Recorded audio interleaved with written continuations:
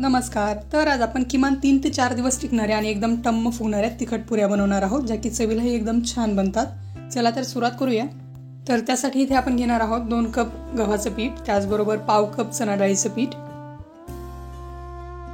आता आपण यामध्ये टाकणार आहोत पाव छोटा चमचा ओवा आणि पाव चमचा जिरं, याला आपण हातावरती छान चोळून टाकणार आहोत। त्याचबरोबर हळद आणि पाव छोटा चमचा लाल तिखट टाकणार आहोत। 1 छोटा चमचा तीळ आणि चवीपुरतं मीठ टाकायचे। आता यामध्ये आपण एकदम बारीक कट केलेली कोथिंबीरीची पाने टाकणार आहोत। याच्यामध्ये कोथिंबीरीच्या काड्या अजिबात घेतलेल्या नाहीत। आता याला व्यवस्थित मिक्स करून यामध्ये थोडं पाणी टाकून याचा आपण छान घट्टसर गोळा मळून घेणार आहोत।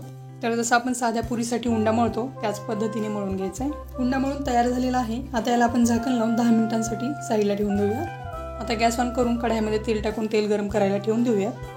आता परत एकदा उंड्याला थोडंसं मळून घेऊन याचे छोटे छोटे गोळे किंवा मग लाट्या तयार करून घेणार आहोत।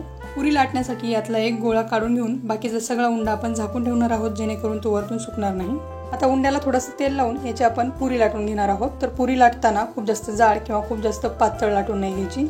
तर याची जाडी तुम्ही पाहू शकता। तर या पुऱ्या तेलामध्ये एकदम छान फुगतात। तर अशाच पद्धतीने आपण 4 ते 5 पुऱ्या लाटून घेऊन लगेचच तळून घेणार आहोत। या पुऱ्या तळण्यासाठी तेल एकदम चांगलं गरम करून घ्यायचंय। तर यामध्ये उंडा टाकला की लगेचच वरती येतोय, म्हणजे तेल छान गरम झालेलं आहे। आता तेलामध्ये एक पुरी टाकून छान तळून घेणार आहोत। पुरी तळत असताना वरतून हलकासा दाब द्यायचा, म्हणजे पुरी छान फुगते। खालच्या साईडने छान तळली गेली। आता आपण याला पलटून घेऊयात। दोन्ही साईडने पुरीला छान एकसारखा सोनेरी रंग येईपर्यंत तळून घेणार आहोत, जेणेकरून एकतर ती बराच वेळ तशीच फुगलेली राहते आणि त्याचबरोबर पुरीतलं मॉइश्चर बऱ्यापैकी कमी होतं आणि पुरी जास्त दिवस टिकायला मदत होते।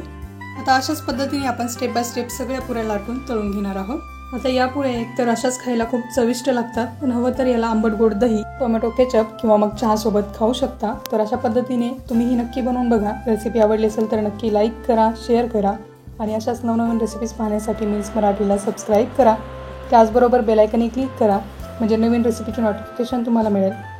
तर हा रेसिपी व्हिडिओ तुम्ही शेवटपर्यंत पाहिलात त्याबद्दल धन्यवाद।